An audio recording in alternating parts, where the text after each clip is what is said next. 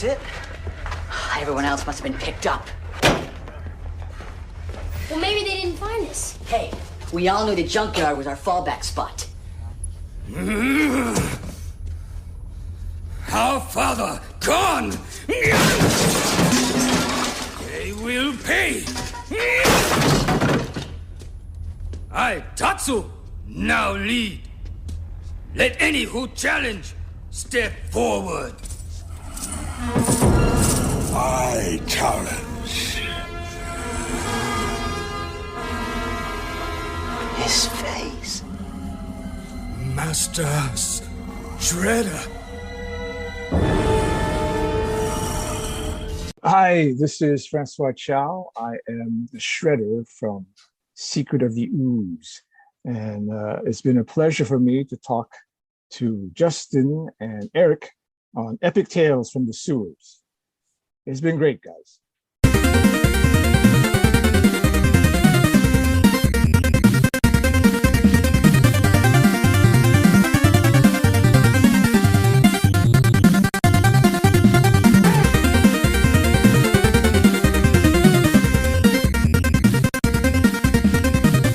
Welcome to the Epic Tales from the Sewers podcast. Strap into the party wagon and hold on to your pizza.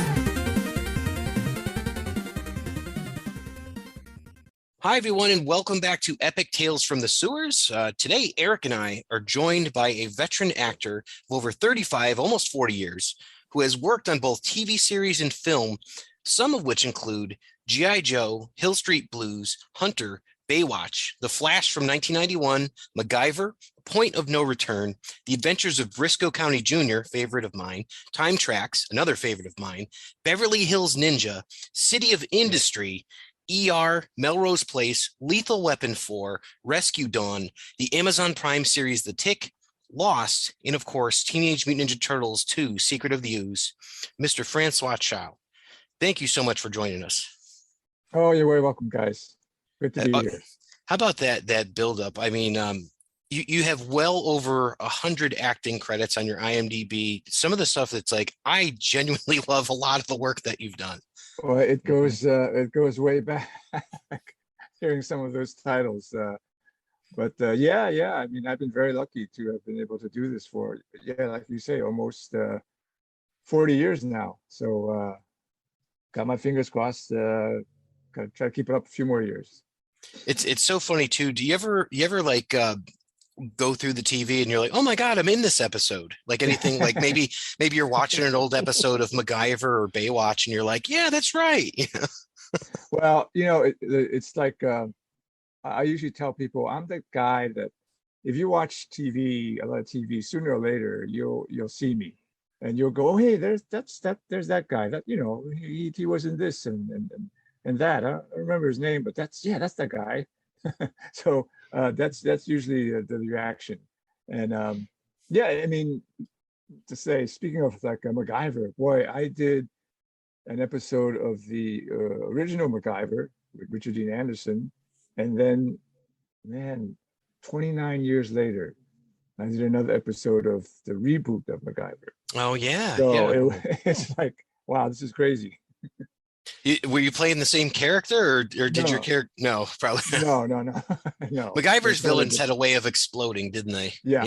It was like, it was funny because 29 years later, I go, hey man, I got way older, but MacGyver got younger. So when the mullet's still the same. Yeah. Well. Pretty great. So on this, of course, it's a Ninja Turtles podcast, so I'm definitely going to ask you some questions about your portrayal of the Shredder. First of all, I want to ask about that costume. What was the costume like to wear? Did it take a long time to get you suited up? No, not at all. Because I mean, we're talking. This is 90. We filmed it in 89, and it came out, I think, in 90. So, it's a while back. In those days, the costumes weren't, like we watch today. We watch all these Marvel films and all these superhero films, and the costume is great. It's elaborate. It's all padded and fitted to you and all that stuff. I went, we filmed it in Wilmington, North Carolina. So I flew over there to do a wardrobe fitting, and it was basically just a cloth thing with a little, um, sash around my waist, and it's like 5 minutes to put on, Oh, and then you wow. put on all the Hmm. plastic shredder stuff, the blades and the only thing that was got had to get used to was the helmet, which for some reason was a real made of steel, was the real thing. So it was a little heavy, and I kept thinking, well, why are they, why is this, why are they using a real thing? And I think if I remember, there's a scene in the movie where the shredder is basically, sharpening the blade, the points on his helmet Mhm. on a thing there. So I guess you had to keep it real with that. But that was the only part of the costume that was a little cumbersome. But the rest of it was fine. It's very different from the one in the first film where he actually had like the hand gauntlets. Like this one, like it looked like you had more use of your hands and you were Right. definitely holding more things. So Yeah. yeah. Yeah, I guess because if I remember the first film, like they threw him into that big garbage pile, and then they thought, oh, he's gone, and then they came back in the second film climbing out of it. So I guess, I don't know, he got a little injured, or he got, I don't know what I don't know what happened to him, but I think Yeah. I had more scars in the second movie than Jimmy did in the first movie. And that's what I was going to ask about too, because they show a close up in the beginning part of like where you show up, and Mhm. it's like the mask is already on. You've got Right. like 3 visible scars there. Yeah. Did they Yeah. give you any other prosthetics, or is it literally like just those couple scars? No, it was just that. It was, I think a couple of them was some latex stuff that they glued on, but most of it was painted on. And yeah, that was it. Because basically, all you see is my eyes and little area around it. So they didn't really have to do anything else. That's The good. mask and the helmet covered. Yeah. It did a good job of kind of like leaving that to chance and like the shadow and Right. use of negative space. It was pretty fun. Yeah. So Yeah. So full disclosure, I like this is my favorite Turtles movie, and I know Uh-huh. like it's really popular for everyone to say that they like the first one because it's dark and all that, and it's got the martial arts in it. And like I get that, but this Mhm. one to me it has like character development, Right. it has humor, it Mhm. has like interpersonal relationships that you look at, and I mean I was a huge fan of Kino too, so like I Mhm. really like this movie. So Yeah. just so you know, and like with Shredder, like that's a huge part because obviously Shredder and then Super Shredder, it's Right. iconic. Right. So Right. Yeah. It's funny because uh,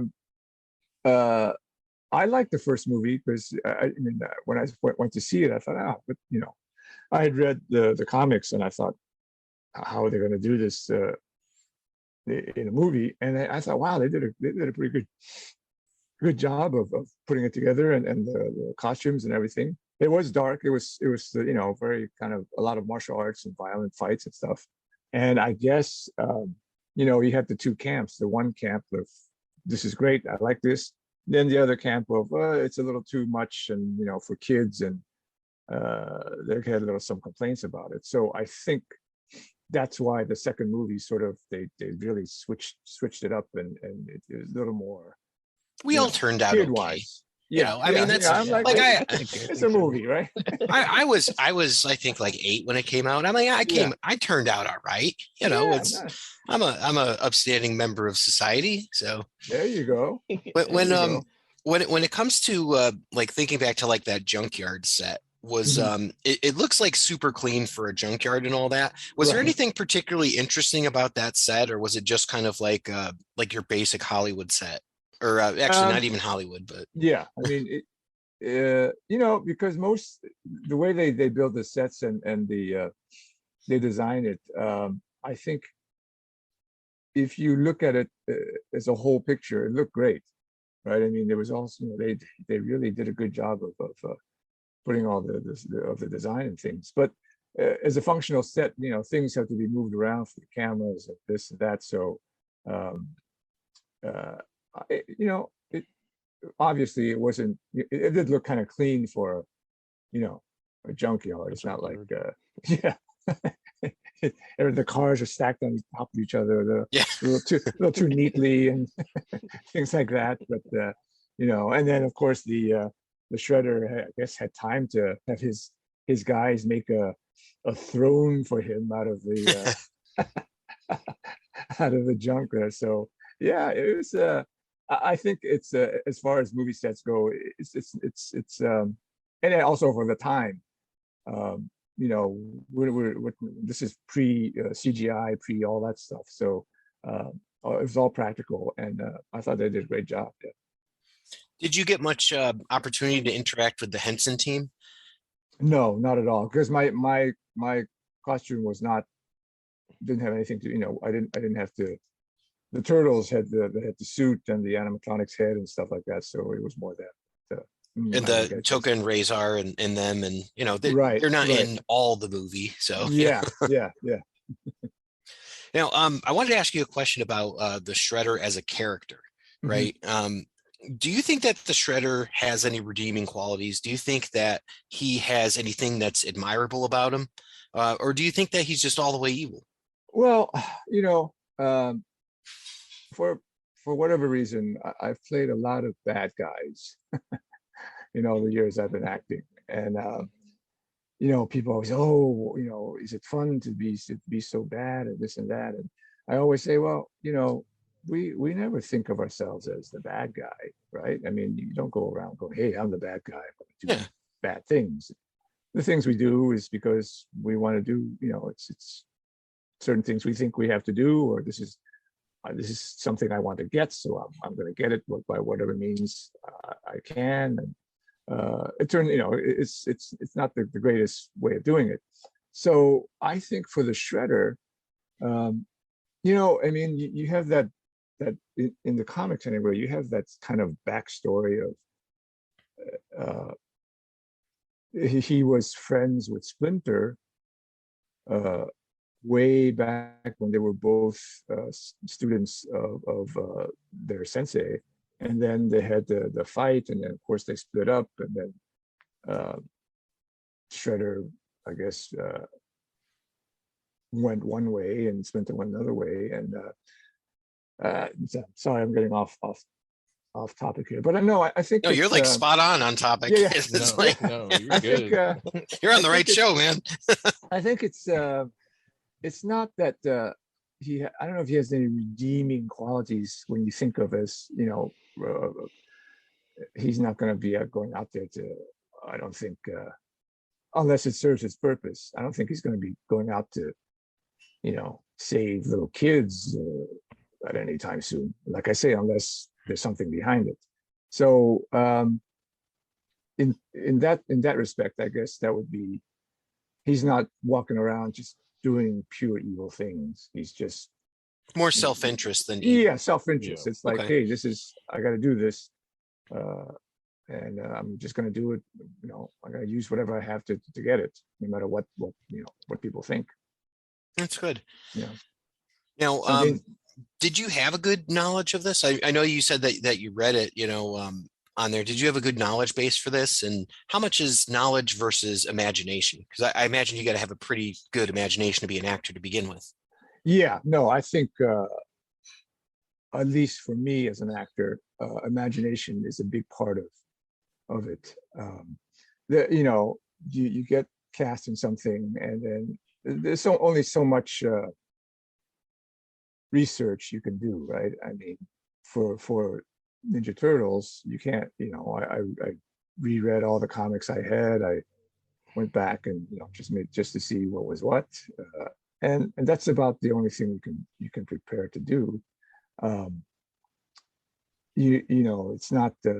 I wasn't walking around like some method actor going, hey, I'm the Shredder, don't talk to me. Kind of thing on set. It was just Look at my face. yeah. I'll slash you, I'll shred you. It's for me anyway.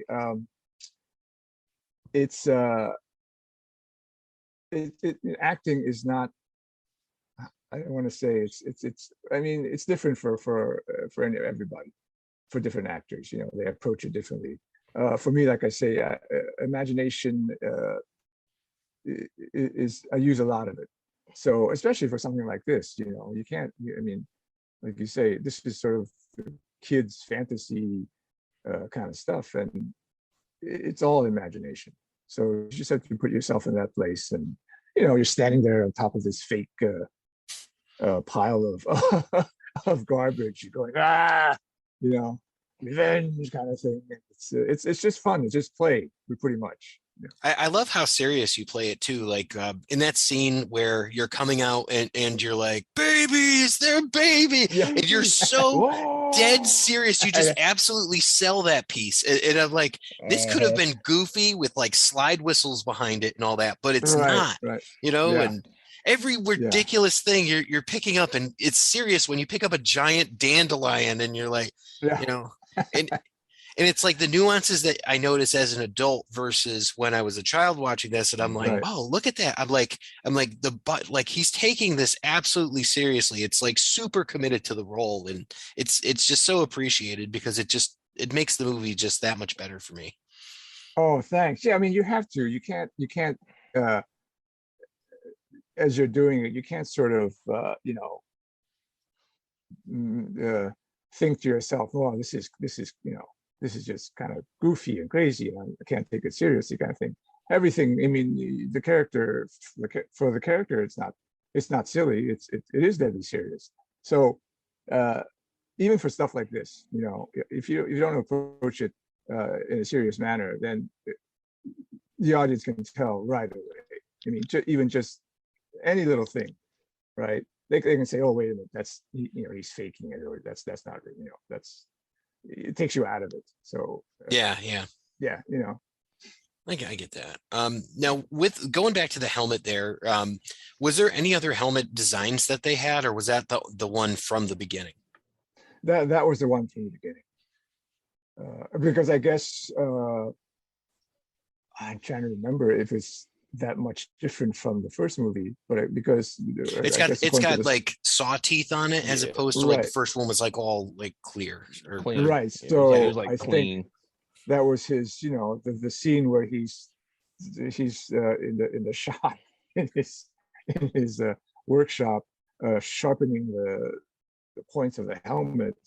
I guess that's his, you know, now, you know, you guys have to destroy me, and now, but I'm not dead. I'm back, and I'm going to be even sharper and more shreddy than before. So hence the sharpening of the helmet, and going, now you're going to get it. Look at my helmet.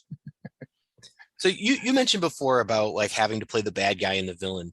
How has portraying the villain in these films, and even as the Shredder, affected your relationship with fans? Like, do kids, are they afraid of the Shredder? Do they love the Shredder? You know, no, I've never. They're not afraid. You know, I think for a lot of them, I think they think the Shredder is pretty cool. Oh yeah, and it's but I have had you know, people come up to me at Comic-Cons and stuff saying, "Oh my God, you know, you scared me so much when I was a kid as the Shredder. It was so great to be scared by you." And I was like, "Oh well, that's nice, thank you." It's funny because that's like Jim Henson said. You know, kids need to be scared a little bit. You know, you have to. You treat them like an adult, and then you give them material that is like that, and it's like, hey, not everything is going to be like sanitized for your protection. Here's something that could be dangerous. Exactly. It's pretty interesting. Now, I have to say my favorite character that you've played in everything that I've watched is Walter from The Tick. You know, oh my God. Every time you come on screen, it's absolutely delightful. You know, was Walter a podiatrist? What was Walter's obsession with feet? See, if we had gotten a third season, we might have found out. But unfortunately, I was waiting for that because I have to say, all the 40 years I've been acting, I've waited 40 years for Walter to come along, because he is my absolute favorite character that I've ever had pleasure of playing, and because I don't know, it's one of those things where for me, the character was just like, you know, it's just like, it basically was me, you know, this sort of kind of nerdy, goofy guy, you know, with a lot He's of so boring facts. compassionate, Yeah, just so compassionate. It's like I swear he's like a walking hug, you know, yeah, yeah, like a proto Ted Lasso almost, yeah. you know, like kind of like He's that. so, he has no guile, I guess, Yeah, right? exactly. I Yeah. mean, this scene when we were filming when he was opening his birthday presents. It was I like, love it. look at these shoes, or, you know, oh my God, they're so soft. And it's like, it's totally, you know, you go, it just, and for me playing that part, it was one of those things where there was no, it just, it was easy. Natural. Easy which to do it. It was just natural, and there was no push. There was no work in, you know, trying to make it this way or that way. And of course, the writing was brilliant. Ben Edlund is his brain is like, you know, 10 times above mine, where he comes up with these lines. Wow, that's so funny. How did you think of that? It's like, stuff like that. But the writing, the part It's a came, good guy and to know too. So yeah, yeah. And it just it's got like one of those perfect storm that came together. You know, I was lucky to get the part, and as I was doing it, it was just, wow, this feels so great to do. It just, you know, and then when I first started it, you know, they don't give you the whole his character arc all the way through. You kind of, I didn't even know what, you know, later on I was like, oh really, this is who he is. I didn't know that kind of thing. So it was just a great surprise every time something new came along about it. Yeah. I had a feeling they were going to try to pull some Spider-Man Uncle Ben thing with Arthur there, where they were Oh going to, yeah, and I'm like, right. oh No, no, yeah, yeah, you know, but luckily it didn't get to that point. But yeah. No. you're actually the second person that we've had on the show from that show. Uh-huh. We had Townsend Coleman on, so the Uh-huh. voice of the original Tick, and then the voice of Right. Midnight. So Mhm. he had a good time talking about this, and you know, like I said, I was just tickled pink that we got a chance to talk to Walter himself. You know, Yeah. just cracking up when he's just listen to the answering machines. By the way, it's weird you have a landline. All right, Yeah. fast forward. I think it's a Loganberry, and I'm like, oh, I am dying. Yeah. So, Yeah. yeah, and I mean, it's funny because like when I think of everything that I've seen from you, there's not a tremendous amount, it seems, of comedy, but there's some in there. You know, Yeah. I was watching again the first part of Beverly Hills Ninja, Right. which you know, it's maybe you get about 10 minutes into the movie probably there, Yeah. and you know they didn't have you do that stunt, did they, where you had to fall onto the raft? No. I'm not that crazy. Yeah. We get the crazy stunt guys to do Oh man, that. what a blast that must have been. You know, I like you say, I don't get a chance to do a lot of comedies because again, you know, I'm always the bad guy kind of thing. But even you know, comedies like that one, or of course The Tick, and then I did a what was it called a few years ago? Movie called was it 21 and Over? Oh yeah, I actually did Yeah, see right, that too. right. Yeah, I think Yeah, and it is it was Miles Teller in that one? Yeah. yes. And you know, it was like, oh, people are going, oh wow, I didn't know he was so funny. I said, well, it's not funny. I'm just, you know, it's like committing to the part, and this is what it is, and it just comes off funny. You don't go in there going, I'm going to be funny kind of thing, right? It's just, this is how it is, and hopefully in a comedy it's going to come off you know, a certain way. Well, you have to have delivery and timing for comedy. So, you know, luckily you have both of those elements, you know, and it is just reading a part, but also it's about the delivery of that part. Yeah, So, yeah. you know, that's fantastic, you know. And I mean, Yeah. it like playing a doctor a lot, it seems, is another Mhm. part. Eric was talking about that he's a big fan of Lost. He watches Lost with his wife and all that. Uh-huh. I have seen a good portion of Lost, so I was aware Right. that you're on Lost and all that. Yeah. But I don't know how I dropped off at a certain point of time. I think it's just that was on during like a certain point of my life where it's like, oh, I have a newborn Right. kid, so Yeah, I yeah. didn't get a chance to Oh, watch yeah. it. But, Oh, Eric, yeah. do you have No, you have any Lost questions for him? Yeah, I absolutely do. yeah. You probably What's the get this code? a lot No, too. Yeah, what's the code? No. Did you ever? One of the things me and my wife. I mean, okay, the show is called Lost. Right. The ending lost us. Like, I mean, there's a million things that you could think of. Like, Right, are right. they already dead? Is this the past life? Like, Mm-hmm, mm-hmm. could you give a good explanation of the ending for it? I don't know if I could give an explanation that would satisfy everyone because, Mhm. I kind of divide the Lost fans into two groups. The ones that I've met anyway, that I know.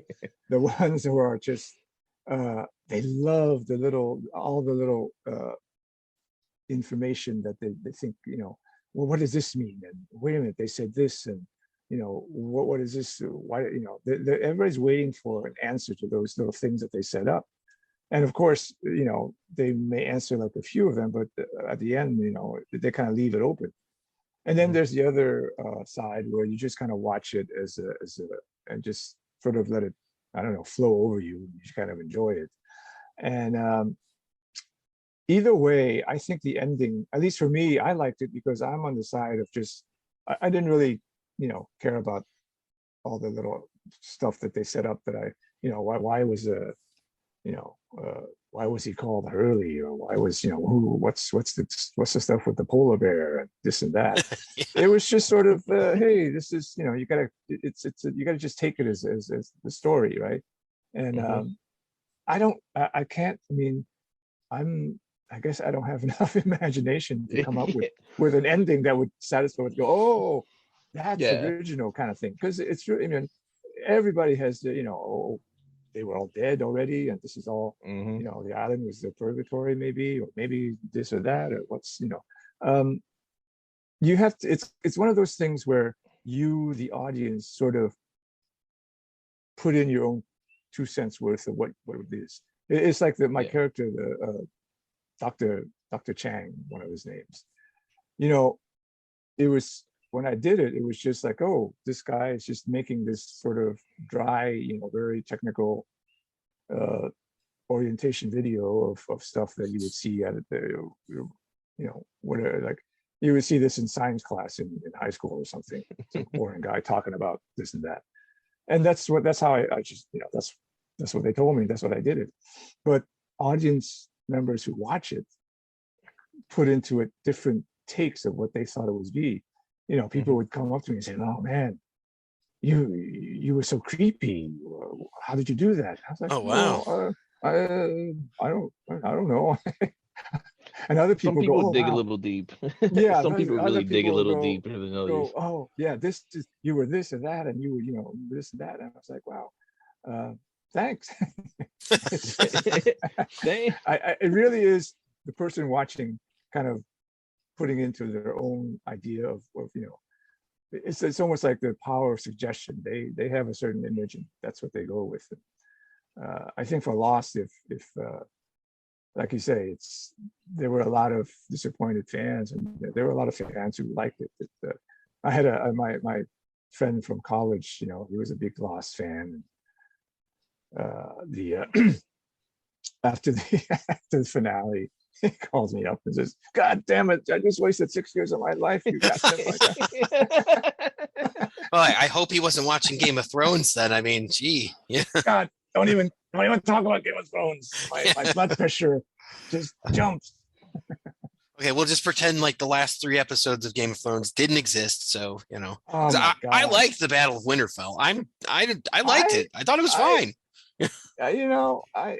Something just went really weird the last 3 episodes, and then you Yeah. go, wait a minute.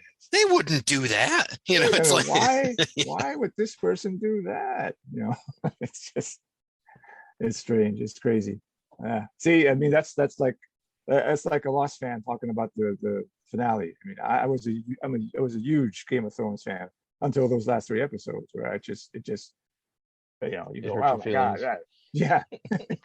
That's cool. So are you into like sci-fi, fantasy, like that kind of stuff? Oh, anything like that, I'm there. Even if it's bad, even if it's, you know, like just horrible or whatever, I'm there. But yeah, everything, They all should this, they all should get sci-fi you fantasy on stuff. they should get you on Wheel of Time then. Oh So yeah, that would yeah. be cool. I you know? watched that too. I mean, all those Wheel of Time, Witcher. Oh yeah. You know, I'm waiting for stuff that's you know. I was just watching something the other day, and I thought, well, why was this movie panned so much? Because I thought it was pretty good. John Carter. Oh, John Carter of Yeah, Mars. Yeah. yeah, Great. You know, it's one of eh, those things where it like the property's awesome. yeah. It's kind of weird and kind of dated and all that, but it's like Right, right. this was pretty good. And like the actor in it, Taylor something. I know he was Taylor on Kish, yeah, yeah, he did really well. yeah. And No, everything else, you've got Mark Strong in there, and you got, you I'm know, like, you this got, is cool. no, you got Willem Willem Dafoe doing the Dafoe. voice. Yeah, Yeah, and I I thought the actress, what's her name, Lynn she's Collins, gorgeous, she was great. gorgeous. Yeah, You know, it was just like, I liked oh, it. I I am liked it a lot. 100% with you. Yeah, 100%. yeah. I'm hoping that Disney resurrects that and brings it back as a series because it would just be really, really good. Let's see what they do. Who knows? Eric, did you get a chance to see that John Carter of Mars?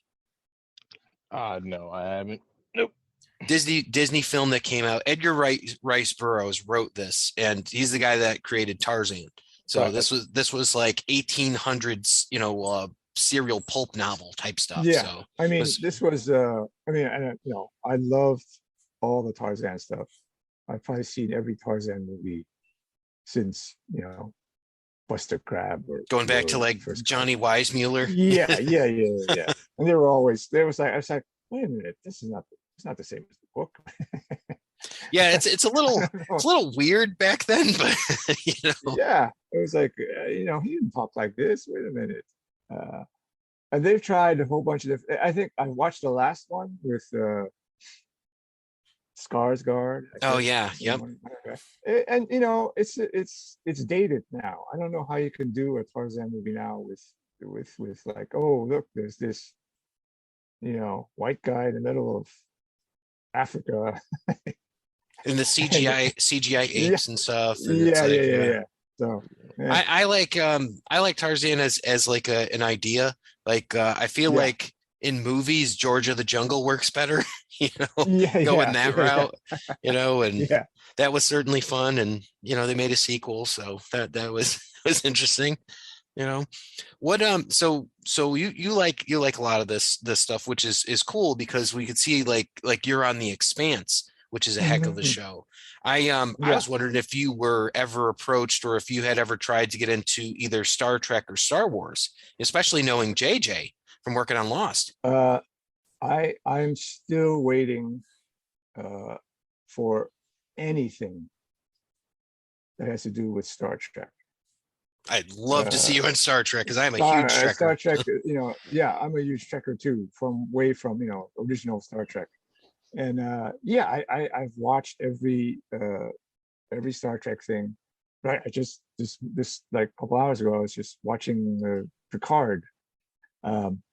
So yeah, I'm still waiting. I would love to do something on Star Trek or Star Wars. It doesn't, you know, whatever it is. Like I love sci-fi stuff. So anything that, you know, that's in Would there you is- would you be good to sit for the makeup? Maybe get like the Romulan sort of Oh made up. yeah, or- yeah, you know? yeah. Even still, I would even put on a red shirt Okay. on Star Trek and go and be, you know, part of the away team or something, and you know, anything on Star Trek would be great for me. That's awesome. Do you have a favorite episode of the original series? Well, I think it's sort of maybe not everybody, but most people's favorite episode is City on the Edge of Forever. Oh Phil yeah. Collins, you know, they get zapped back to the 20s, and the first time I think Shatner gets to curse on TV. kind of, because at the last line he says when he comes back is, "Hey, let's get the hell out of here." Everybody's going, "Ooh." Yeah. Well, and then like DeForest Kelly kind of took that over afterwards, with Yeah. "Damn it, Jim," Yeah. I'm a big fan of. I want to say it was like the Terror Beneath. It was the first episode with the Romulans where it's like a battle of wits between the two captains. Yes. Oh, the first man. time they see what a Romulan looks like. So right? great. And they see the image of the Romulan, and then everybody turns and looks at Spock and goes, "Hey, what the hell?" Yeah, exactly. That was like the kickoff, and it was so interesting. It's so cool to meet and get to talk to another Trekker. I love it. And I'm definitely watching Picard. It's my favorite thing that's on right now. It's a good show, and I like it. I'm gonna get like hate mail, but of all the Star Trek, I think I'm still trying to get into Discovery. Discovery, give it time, Is like there's some great episodes, and then there's some episodes where you go, oh, I guess that didn't work. But it's weird because the technology, the film technology now is so much better. And well, now that actually now it's okay, they jumped 900 years into the future, but before that you go, wait, this is before Kirk, and then it's kind of DS9 is still my favorite. Like I grew up on The Next Generation, but Deep Space Nine, it's so good. Yeah. And it's interesting, and you've got such a diverse cast, and there's like one of every type of person for representation and all that. This was like so ahead of its time. Oh yeah. Then they go back to the 1940s and 1930s, and they're talking about racism in San Francisco, and you're like, what? It's just interesting, and there's a really cool documentary about that called "What We Left Behind," about what they would have done for the next season if they had done that. Oh, okay, wow. I'd recommend that. That's pretty interesting. So yeah, that's cool. And we didn't mention Star Wars. Did you get a chance at all to think about Star Wars? I've seen all the Star Wars stuff. I was very entertained. It's great. It's almost like the difference between Star Wars and Star Trek, right? For me, Star Wars, it's lightsabers and the stuff like that, and that kind of sci-fi where there's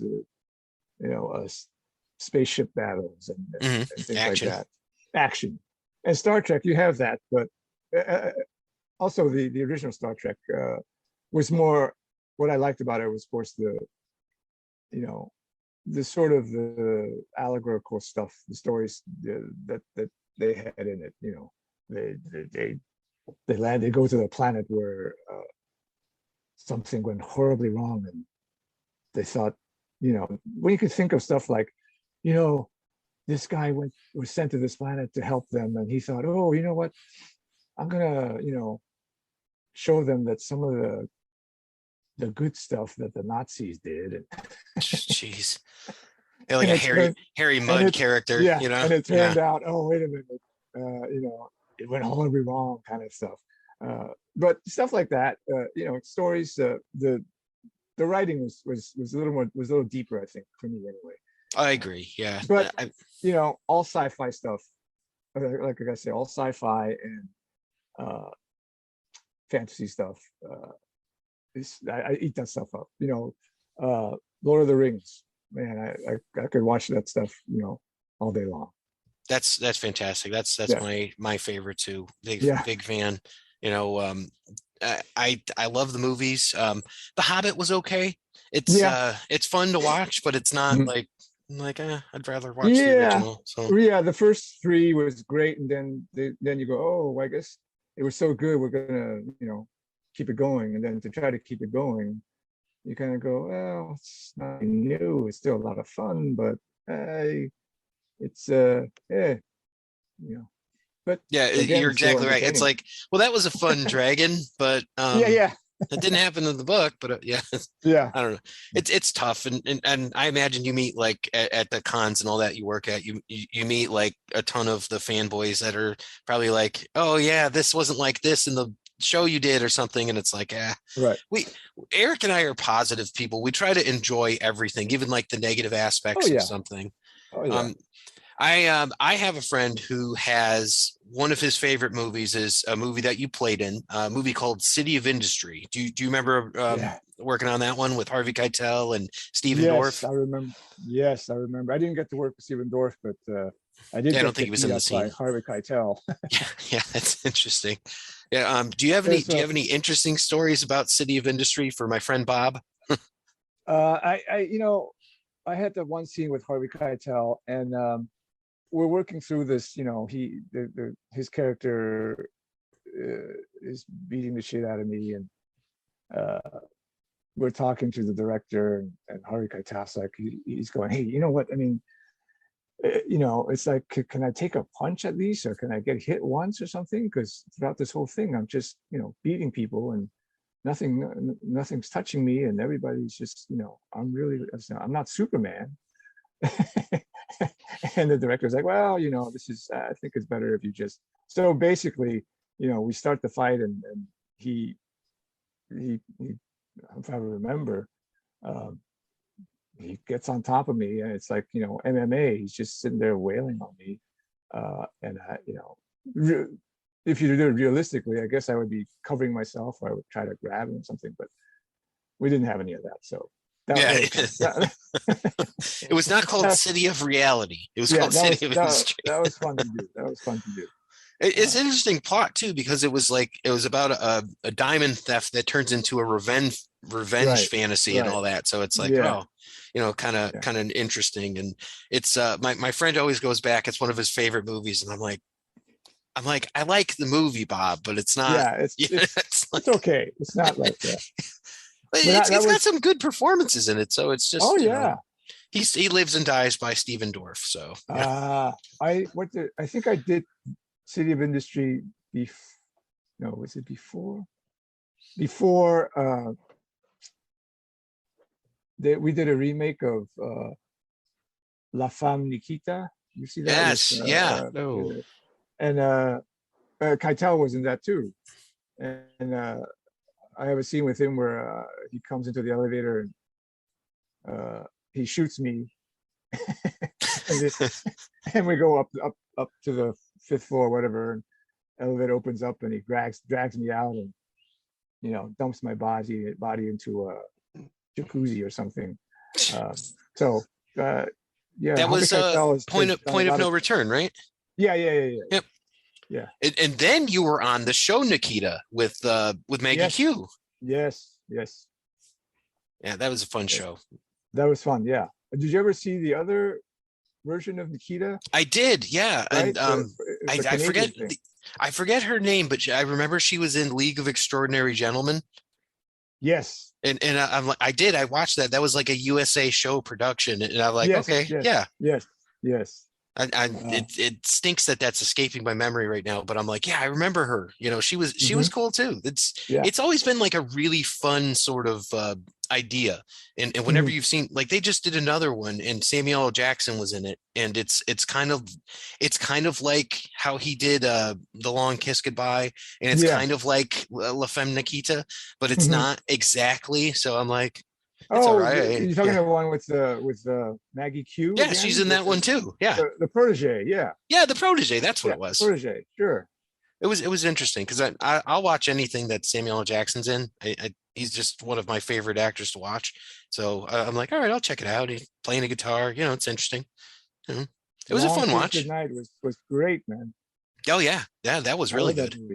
Yeah, that was fun. I think that was one of my frequent rentals back in the day too at Blockbuster.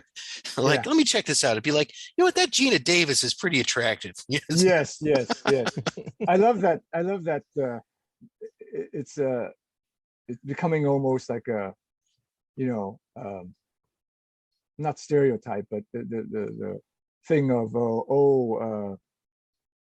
like Long Kiss Goodnight, right? She's like a housewife, but then you find out she's you know, she's been like trained. actually trained killer. Yep. Yes, that kind of stuff. Yeah, it's a fun concept, and I mean, I think they just did something similar to that with like this Nobody with Bob Odenkirk in it. Yes. Yeah, that was kind of fun, and yes. So it seems like you watch a lot of movies too. Then I watch. I'm a huge TV watcher to begin with, and I also love movies. I've watched probably, I mean, I don't know about you guys, but I probably watched more movies than most people will combined, you know. That's And I used research to- for you, right? Yeah, nah, yeah, Tax write-off, you know, it's business expense. I'll go with that. Yeah. It's I love movies, and I you know, I love. I used to be. Now I'm getting a little older. My memory's starting to, you know, slip, which sucks. But I would watch movies. I would remember every actor in it. I would remember the plot line, the characters. You can say something, and I go, "Oh, you mean like, you know, whatever." That was Strother Martin in, you know, Cool Hand Luke. That's what you're talking about. Oh, right? nice. Stuff, you know, you know. I can just snap them off like that. Not so much anymore. So when you were out doing auditions and all that as an actor, do you have like a favorite monologue that you would go to or anything? Like, do you have like a standard, you know, you would go in and be like, all right, I'm going to give them this. Not so much for film and TV, because you know, when I did tons of theater when I was younger, and you would have to go in and do a monologue. You know, they always tell you, oh, do a monologue or do a, you know, comedic one or whatever, and you just work on one that you like. But I haven't done that in, you know, years. TV and film is different. They don't actually do a monologue. They just give you the scenes of whatever it is you're auditioning for.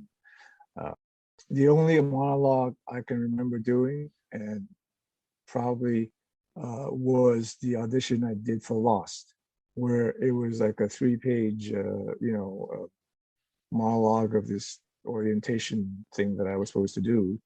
And I still, to this day, I believe that one of the reasons I got the part was I was able to memorize the whole thing and do it like once.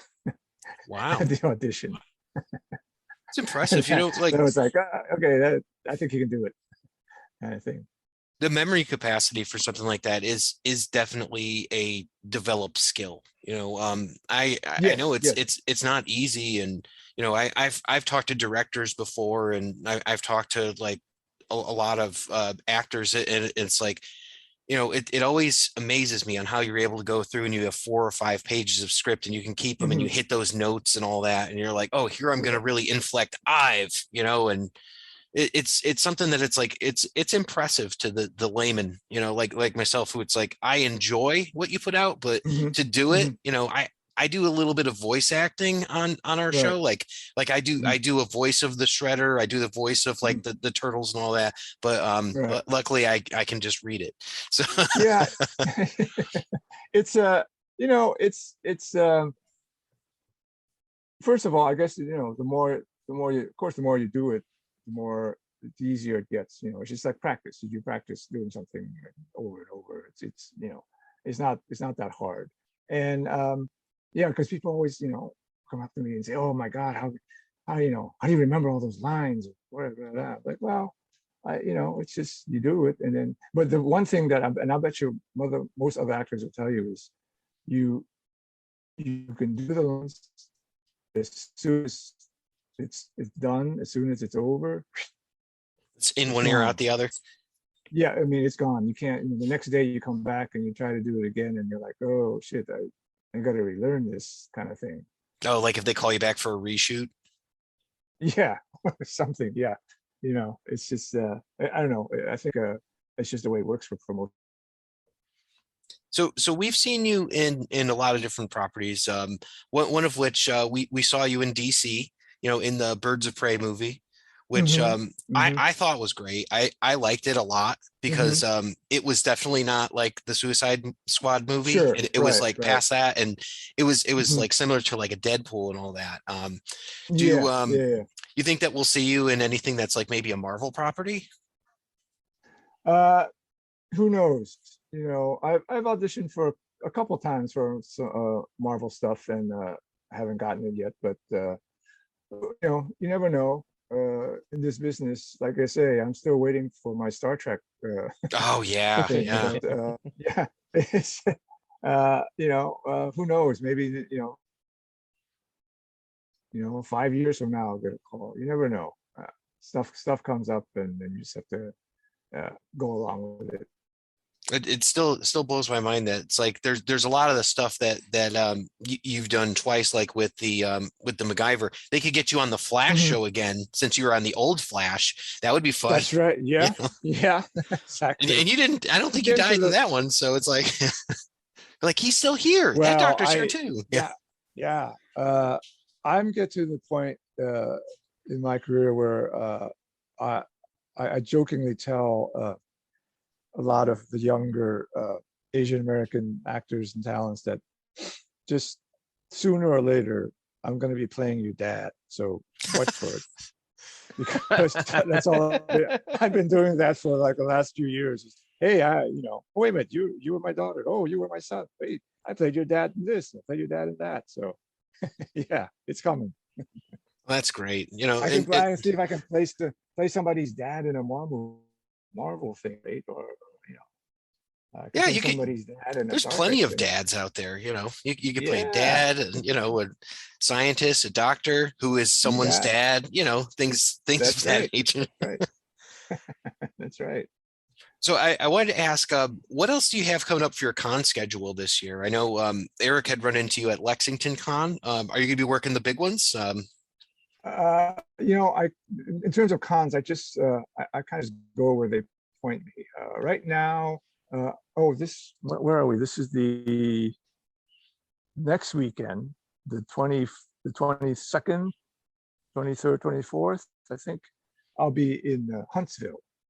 There's a con in Huntsville, Alabama. And then after that, I think in June, there's a couple other ones I know I'm supposed to go to, and I don't remember what they are, but like I say, it's just, you know, my managers will call up and say, hey, are you free this, you know, can you do this one? And I said, yeah, I think so. And just like I say, I just go Where they point they you? tell me to go. Yeah.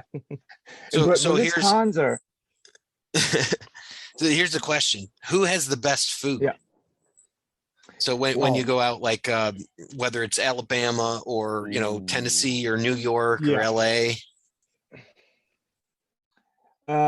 You know, the thing is, like when I go to the cons, it's usually for the weekend. Like, and when I'm during the day, it's like from 10 to 6 or whatever, I'm in the convention center or wherever we're doing it.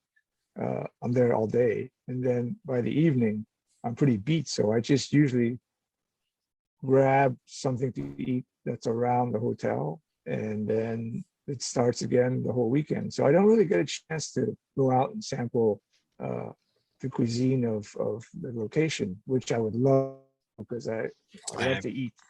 And it's you know, people are always telling me, oh, you're here in Cincinnati, you gotta go get some you know, Cincinnati spaghetti. Oh, Style. Well, you're close Okay, there.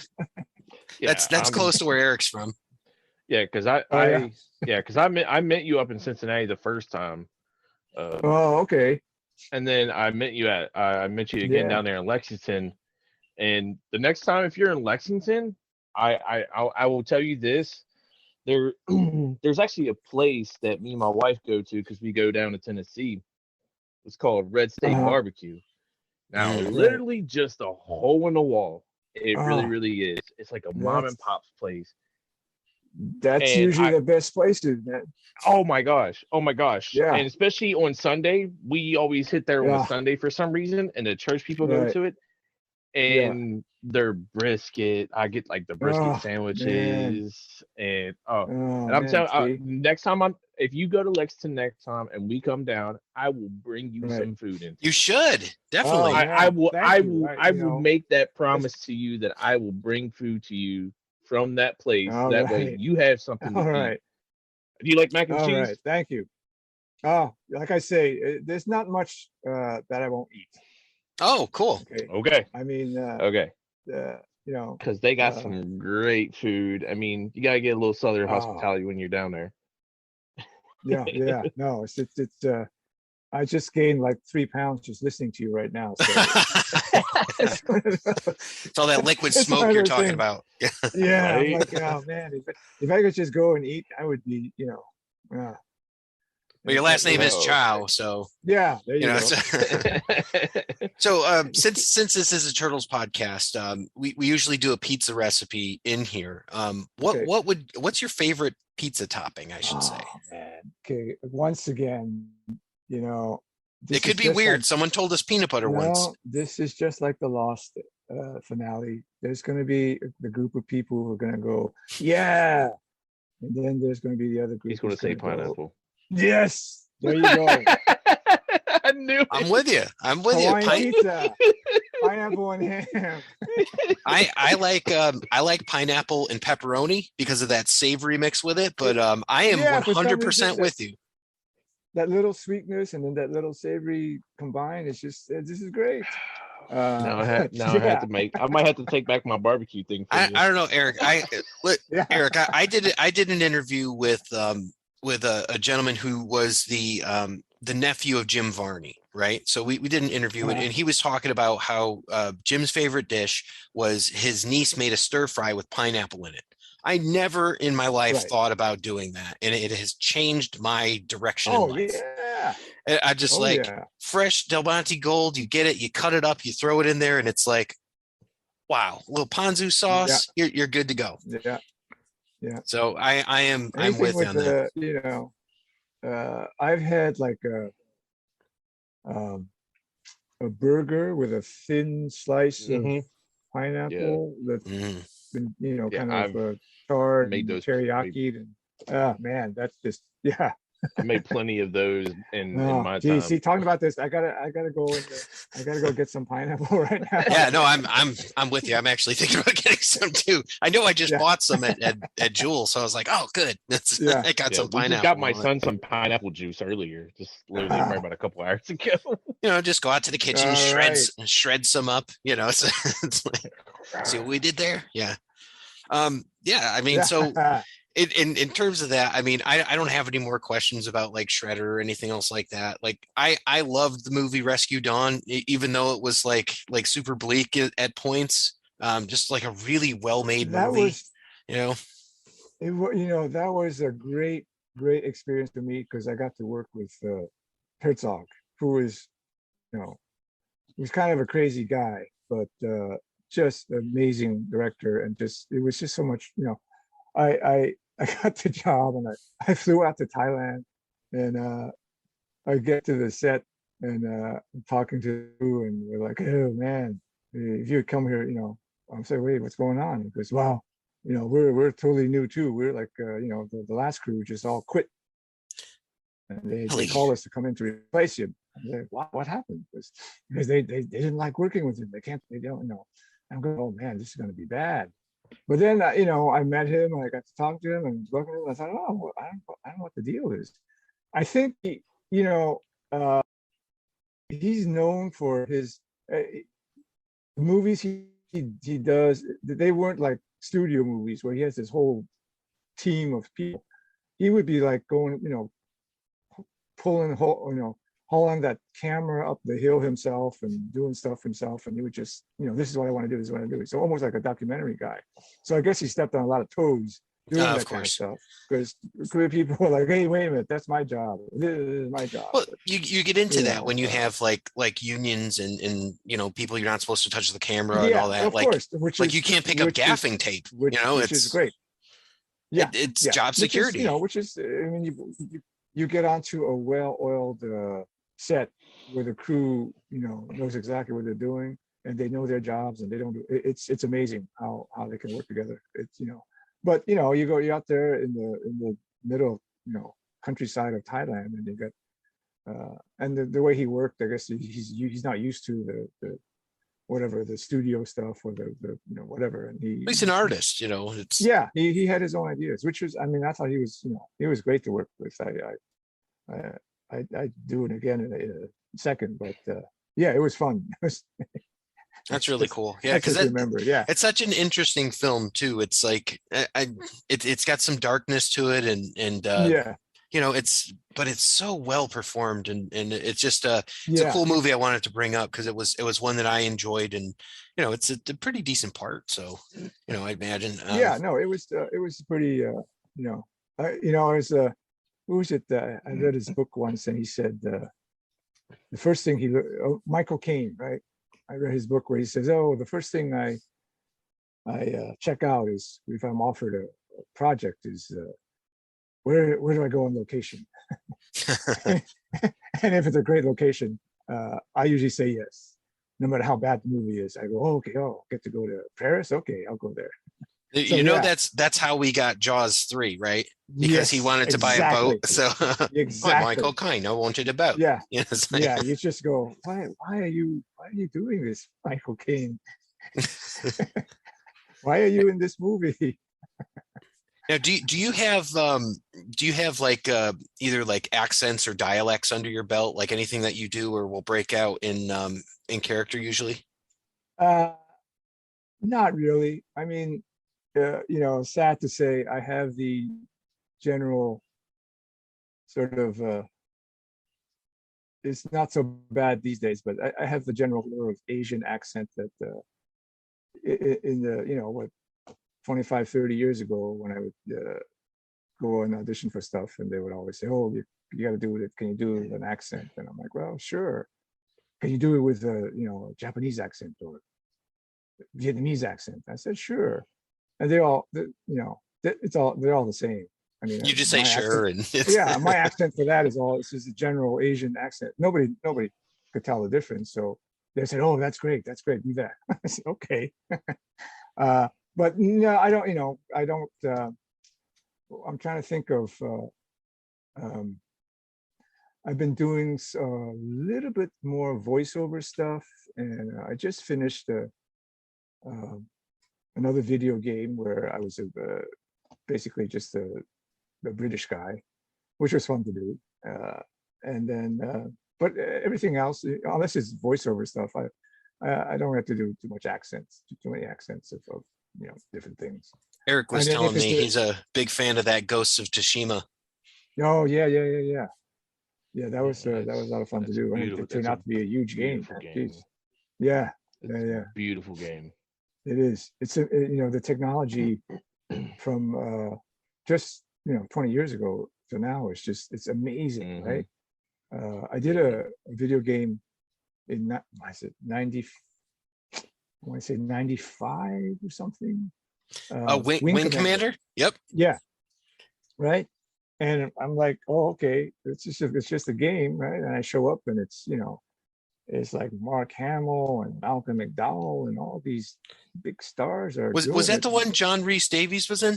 Yes, he was there. I got to interview him and ask him about Wing Commander a little bit.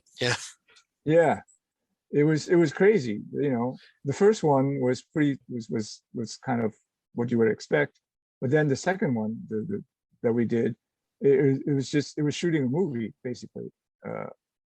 They had these huge sets. Everything was practical. We had all these sort of action things with the laser guns and this and that, and it was all. And these were all just for the scenes in between the game playing, right? So it was pretty. I have friends that used to swear by that game. Like they absolutely loved it. And still to this day, like when I was interviewing Davies, my friend's like, ask him about Wing Commander. I'm like, oh, okay, it's like, right. And then ask him about Dune. Okay, I did. Like we talked about Dune for 5 seconds. It was okay. Yeah. Yeah, but those are fun, and I love just how like deep into this that you get, and I love that you're a movie fan yourself, and is there any recommendations you have for folks like for what to watch that you feel is like particularly good? Oh, you know what, it's weird because there's stuff that I like that I think is amazing, and there's stuff like I have a friend in college, and our favorite movie, and it still is my favorite movie, is probably something no one's ever heard of, The In-Laws, the original In-Laws with Alan Arkin, Peter Falk. Oh, This no was like kidding. 19 late maybe. Is that the one with them in a boat on a cover? I think. No, I gotta look at this up. Alan Arkin is like a dentist. Peter Falk is a CIA guy, and their kids are going to get married, and Okay. so Peter Falk ropes Arkin into this mission that he has to go on in somewhere in South America, and it's just the story is that Marlon Brando loved this movie so much, he watched it over and over, and that's why he did The Freshman, which was the same writer, where he played Don Corleone. You guys have basically, with a lizard, yeah. I have absolutely seen The Freshman, absolutely. Yeah, I'm just looking this up. I'm like, check out. I have to watch this. Check out The In-Laws. It's just they did a remake with Albert Brooks and Michael Douglas. 2003. I remember that. That's the one that I recall. Yeah. So right, no, that's. Don't even look at that one. Look at. I love Peter Falk. Just a couple questions. So, so amazing in this. Yeah, he was good. I like him. Alan Arkin is he's like a god to me. He is by far anything that he's in, I will watch. I just watched him in Grudge Match yesterday. Have you ever seen that one? Yeah. Have you seen that, Eric? Oh man, no, it's like Rocky versus Raging Bull, kind of. Yeah. Yes. That was pretty fun. It's so weird and poignant that I just had watched that yesterday in preparation for another show. So that's pretty funny. Alan Arkin, I love Alan Arkin, especially the animated the Peter Beagle, The Last Unicorn, where he plays Smendrick the magician, and how does he do this? And it's like he does this, and then he does like another thing. I think he was in the Jerky Boys movie. It's like he's done a ton of stuff. Yeah. I will say this: you have 27 more credits to your work than Alan Arkin does. So just if you're keeping track of yourself versus Alan Arkin, you're doing pretty good. Wow. I don't know if I can. Hey, Alan, I did Baywatch. Did you do Baywatch? He wishes he did Baywatch. Come on. I could see you running down. That was that was like the biggest show in the world for like a good 6-year period. So and then we got the internet and everyone's like, well, we don't need Baywatch anymore. Yeah. That's pretty fun. But I wanted to just I don't want to keep you too much longer for the show. Where's a good place? As long as you want. Oh wow, that's fantastic. So yeah, man. No, it's great. It's like I say, I don't get a chance to talk movies and stuff like that with too many people, because not too many people have. I have one friend who has probably watched maybe the same amount as I have, but everybody else is like, what are you talking about? Who? What? So let me ask you this then. This will be like a really deep cut. If you're into sci-fi and if you're into classic movies, are you familiar with a film called Lost Horizon? So which version? The original version with the lost footage and all that. So you are familiar with it then. With the Ronald Coleman, yeah. Of course. Yeah, absolutely. Yeah. One of my favorites, then this is when a good person who has like excellent taste in film, when you talk to them about Lost Horizon, they're like, I remember Lost Horizon. Did you see the version that they did with the 29 seconds of extra footage they found? And wow. Because they lost it. It was all, you're watching, all of a sudden it's like a still photograph and there's voiceovers going. Exactly. Go, oh shit, what happened? But of course, you have to have watched the 70s musical one. Have you seen that? I have seen parts of it. I don't Yeah. know that I had a copy that I could watch all the way through because I had like a VHS copy of it from like HBO or Yeah. something. So yeah, Yeah. I've definitely seen parts of it. So it was on like the same tape as like an episode of Red Dwarf or something. So you know, Yeah. it's yeah, that's another 80s throwback there. But yeah, Yeah. Yeah. that's pretty fun. You know, yeah. So if you get a chance to watch the movies that were up for an Academy Award this year, like Coda and Belfast and Dune and all Uh, them. I watched Dune. I like Dune. I think he did a great job. But I liked the David Lynch version too. So I did too, and it's not at all like the eh, book. It's just fun to yeah, watch. yeah, right. Yeah, it's just like I saw Dune. I saw Coda. Coda was pretty good. I haven't gotten to Belfast yet. What I've else heard did I Coda's watch? good. I've yet to see it, and I know the actress is in it is from that show Lock and Key on Netflix. So Hmm. I've been really interested to see Coda, and uh, it just looks like it's a really good movie, and from what I hear, it's fantastic. It's great. It's well done. You know, it's one of those kind of feel good movies that you can watch. It's not, you know, it's what else is there that was up? I didn't watch. I didn't. Oh, I watched Drive My Car, Oh the yeah, I didn't Japanese see that movie. one yet. Yeah, I you know, it's one of these things where I just didn't get it.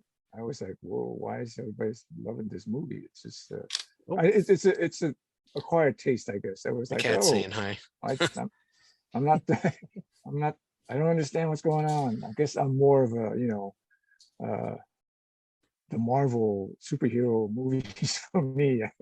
I don't know. But I don't know, because now these days they nominate like 10 films, right? It used to be like Yeah, yeah. I it used to be saw like five something. I saw a few of them. Like I saw Licorice Pizza, and I'm like, all right, that was pretty cool. Like it was an interesting story and all that, but I'm like, no way would this be Dune for me, you know? Yeah, I didn't see Licorice Pizza. Yeah, I thought they It's did a pretty actually good not a job with bad Dune. film. I would recommend that Um, one. Yeah.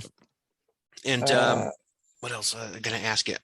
So you mentioned the Marvel verse and all that. Are you the type of person who already has your seat reserved to go see the new Doctor Strange film? well, if it was up to my daughter, we would be, standing in line right now. My daughter, 16-year-old daughter, is a huge Marvel fan. Anything Wow. she'll be like, "Oh my God, we gotta." So yeah, but um, I haven't gone to a movie theater in like whatever 2.5 years. Uh, so I'm like, I was going to go. Oh, I was in where was I last couple weeks ago? I was in Vancouver shooting something. I was sitting around in my hotel, and I thought, maybe I'll go see a movie that I don't, I was going to go see the Batman, which I was Yeah. dying to see, which I haven't yet, and now it's going to I be won't on spoil it, I HBO Max. promise. Yeah. No, it's now it's going to be on I HBO want to Max see on it so Monday. bad. On So Monday, guys. Like yeah, Monday. It's going to be okay. That's good.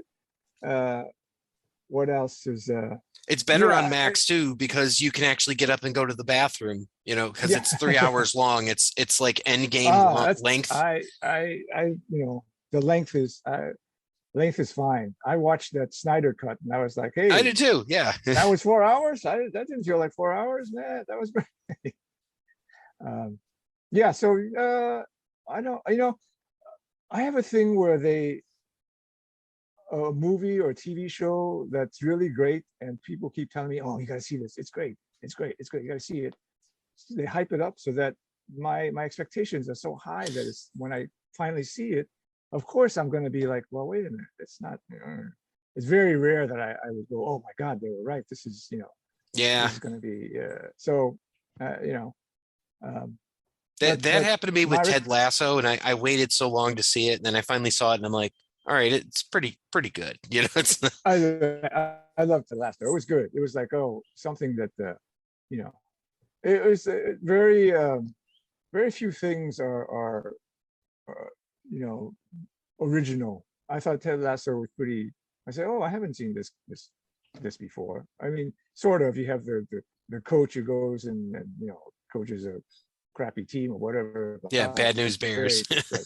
Which is but they did a good job. They come up with things where you go, oh, it's good original stuff. Movies that I don't like. I said, the In-Laws is my favorite movie, but they go back to a lot of classic stuff that I watch. I love westerns.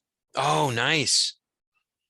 I watch every western, and the sad thing is now I watch them like these old western TV shows from the 60s and stuff. Like Gunsmoke or oh, this is great. Yeah. It's just I still watch them. I find them entertaining, but I can't watch them now without thinking and cringing at like how just racist they are.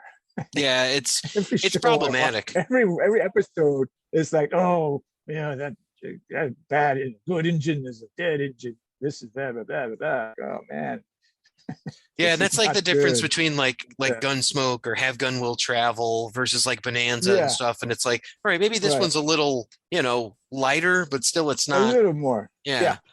It's and I mean, the times change around that kind of stuff, and the good stuff that's timeless is like if you watch like a Rio Bravo or like maybe a little more The Man Who Shot Liberty Valance. That's of course. Those are the ones that like for me they hold up.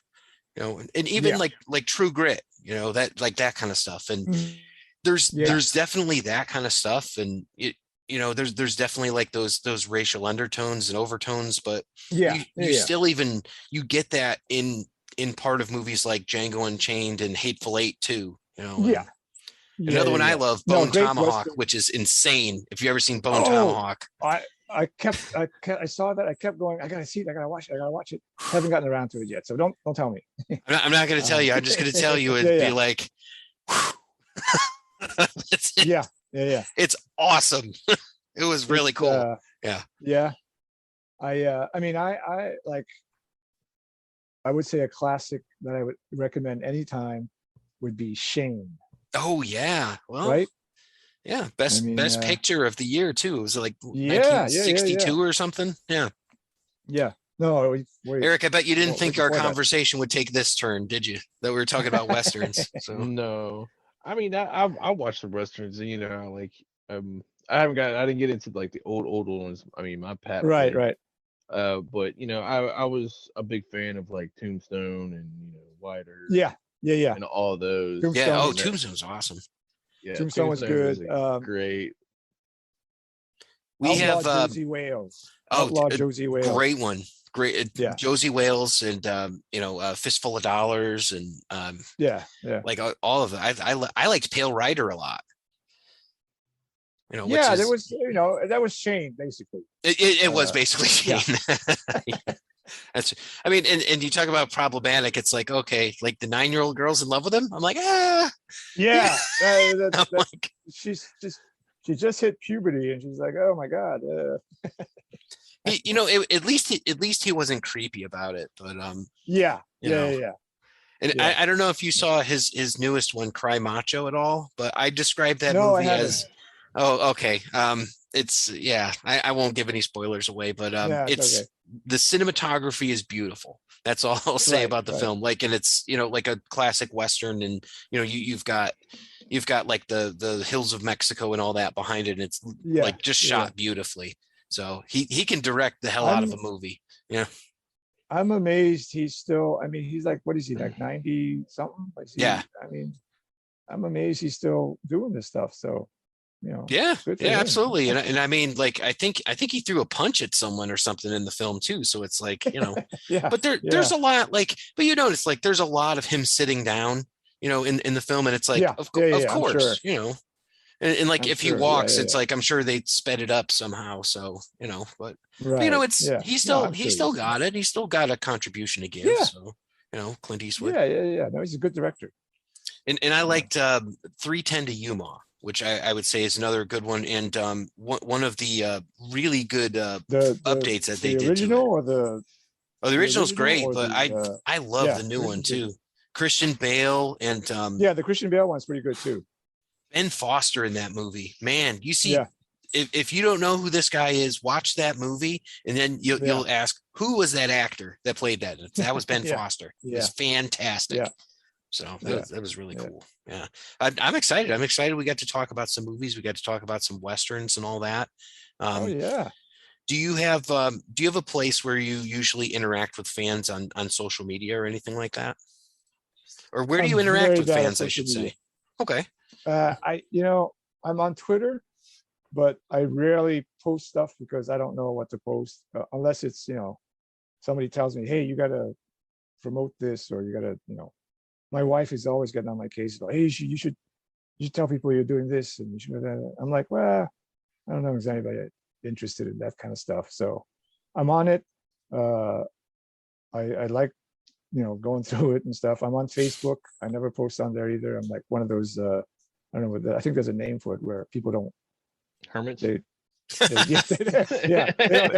don't post, you mean people with lives? No, we don't post anything, but I'm always watching to, scrolling down, seeing, hey, like a voyeur. Hey.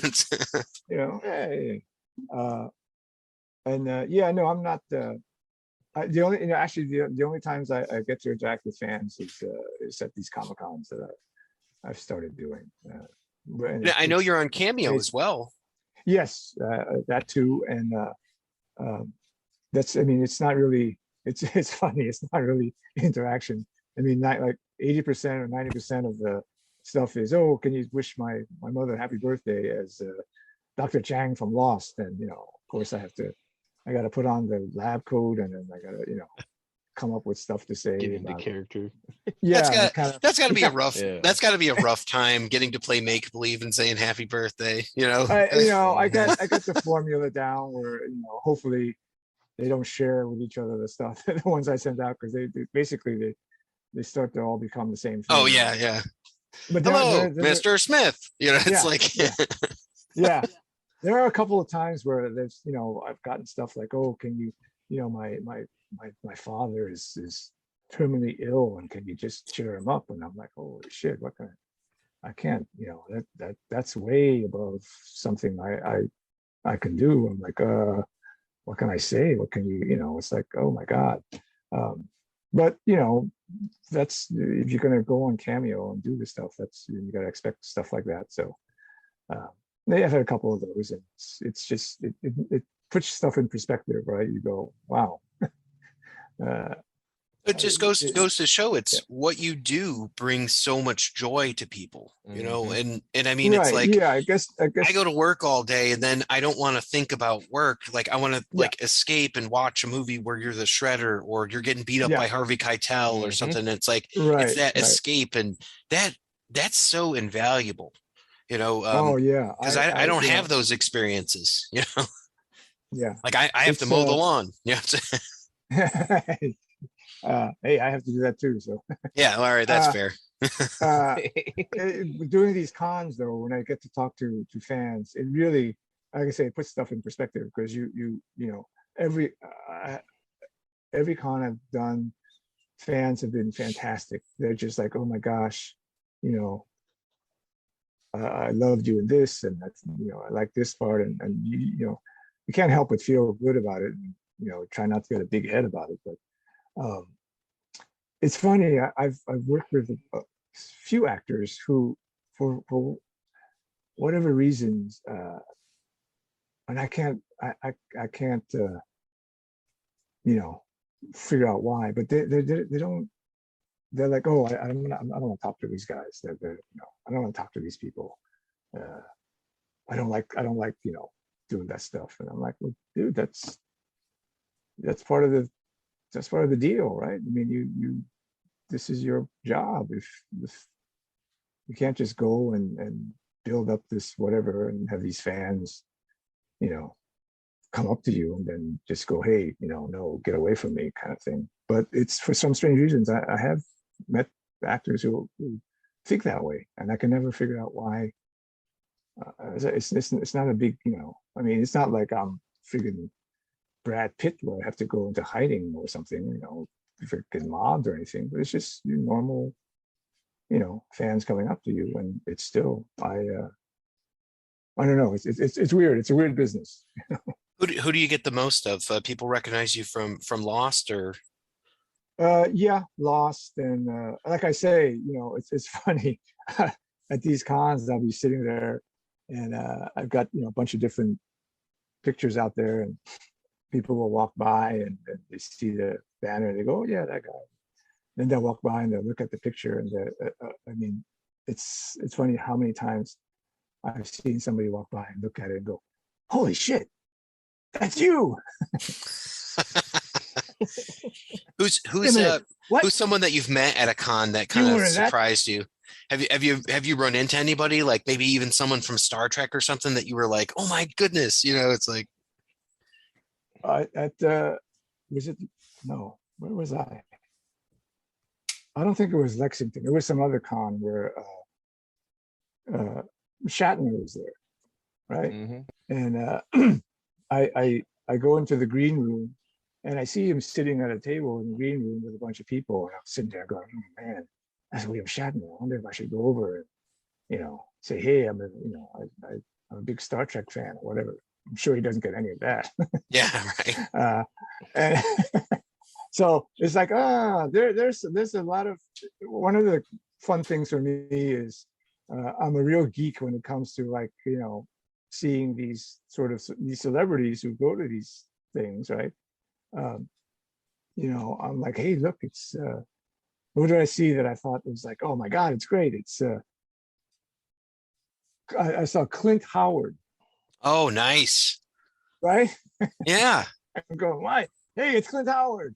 I should go there and say hi or whatever, but I'm like, better not. Then it's like, I would be such a dork with him. I'd be like, I loved you in Wraith. It's like, I loved you in the Wraith. Hey, I remember you in Star Trek. Hey, but there's a bunch of these celebrities that I kind of go all fanboy geeky and just, man, this is great. It's so cool. That's one of the reasons I love having the show, is we get to kind of like capture that sort of essence and information with people like yourself. And we talk to a lot of artists, and we talk to some writers, and we talk to actors and things like that. And there's just such a fun aspect to it. And I'm so glad that we have like a venue to be able to do this and share this with people, because this is a whole side of you that like people don't get to see when you're playing like a character. And it's like, they're like, man, I love Francois. He's awesome. Did you know he's a huge Star Trek fan? Yeah. See, I'm telling you, I'm basically Walter. I mean, this is it. This is Walter from the Tick going, oh my God, look, it's midnight. I got his book, and I'm gonna go, get it signed, and I'm somewhat of a superhero aficionado, it's like, exactly. Or whatever he says. Yeah, that's basically me at cons. When I see certain people, I'm like, ooh, should I go over there and say hi? Should I,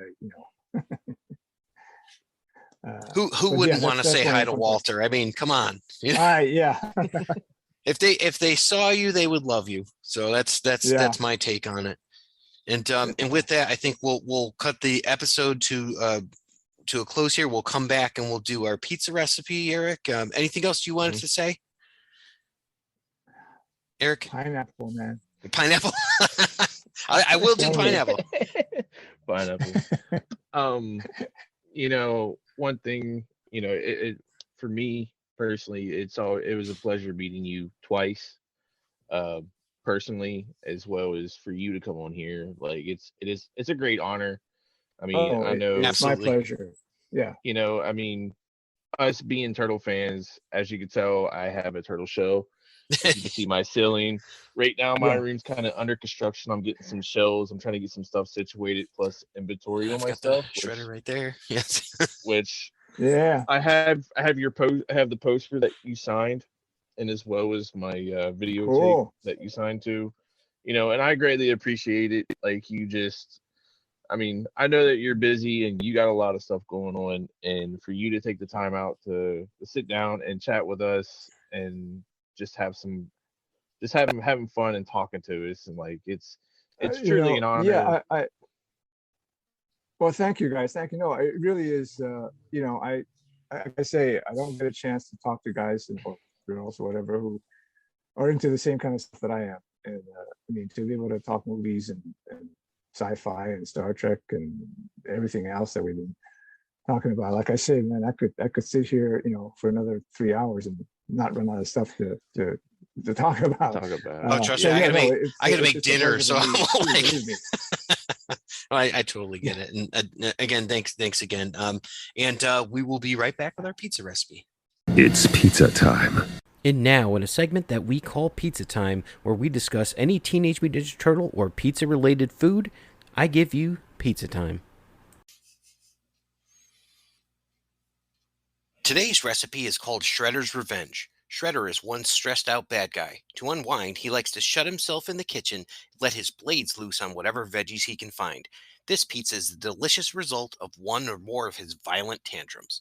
Ingredients: cornmeal or flour for dusting, extra virgin olive oil for greasing, 1 pound ball pizza dough, homemade or store-bought, 1 6 to 8 ounce chicken breast, cooked and shredded, 1/2 cup buffalo hot sauce, 1 medium carrot, peeled, 1 stalk celery, 1/2 medium red onion, peeled, 1/2 cup chunky blue cheese dressing, plus more for drizzling, 1/2 cup shredded Monterey Jack cheese, 1/2 cup shredded low moisture mozzarella, freshly ground black pepper, 2 scallions, white, and green parts, finely chopped. Instructions: baking on a stone or steel pizza peel. Place your baking stone in the middle of the rack of the oven and preheat to 500 degrees Fahrenheit for at least 30 minutes. Then turn over to broil. Dust the pizza peel or inverted baking sheet with cornmeal or flour. Baking sheet: preheat the oven to 500 degrees Fahrenheit with a rack in the middle position. Lightly coat with a heavy-duty rimmed baking sheet with olive oil. Step 1. Stretch or roll the dough onto a 12-inch disc and place it on the prepared pizza peel or baking sheet. Step 2. Toss together with the shredded chicken and buffalo sauce in a medium bowl. Step 3. Shred the carrot, celery, and onion with coarse grating blade of a food processor, or grate them the coarse side of a box grater. Step 4. Spread the blue cheese dressing over the dough, leaving a 1/2-inch border all around. Step 5. Arrange the chicken on top, followed by the shredded vegetables, and finish with the cheeses. Season with a few grinds of black pepper. Step 6. Shimmy the dough from the pizza peel onto the hot baking stone, or transfer the baking sheet into the oven. Step 7. Bake until the crust is golden and the cheese begins to brown at spots. About 6 to 8 minutes on the baking stone, 10 to 15 on the baking sheet. Step 8. Remove the pizza from the oven and let it rest for 5 minutes. Then sprinkle with scallions and drizzle lightly with blue cheese dressing. Slice and serve, dudes. Cowabunga, dudes! Everyone thinks because you're a zombie, you don't know good coffee. Well, they're wrong. We have very active lifestyles. It's not all wandering the countryside aimlessly or scaring passing motorists. And we all love a good cup of joe. And there's only one brew that gets my seal of approval. Deadly Grounds coffee is my guilty pleasure. Bold, robust, delicious. It's coffee that can wake the dead. With over a dozen different roasts and flavors, Deadly Grounds can satisfy the most finicky of coffee addicts. The aroma is so intoxicating. It brings all of my neighbors out of the woodwork. Deadly Grounds coffee. Coffee to die for and zombie approved. It's good to get a little deadly.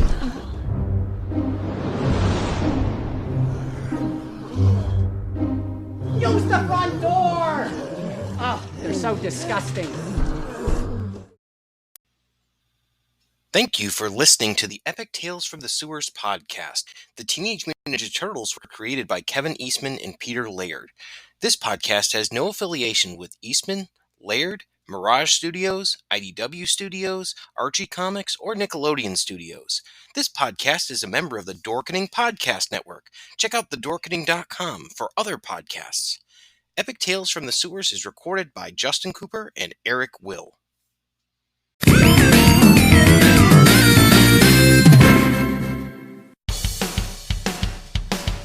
Greetings! We are the Retro Reductopus Cephala Podcast, a bi-weekly show that celebrates all the things that made growing up awesome. He's right.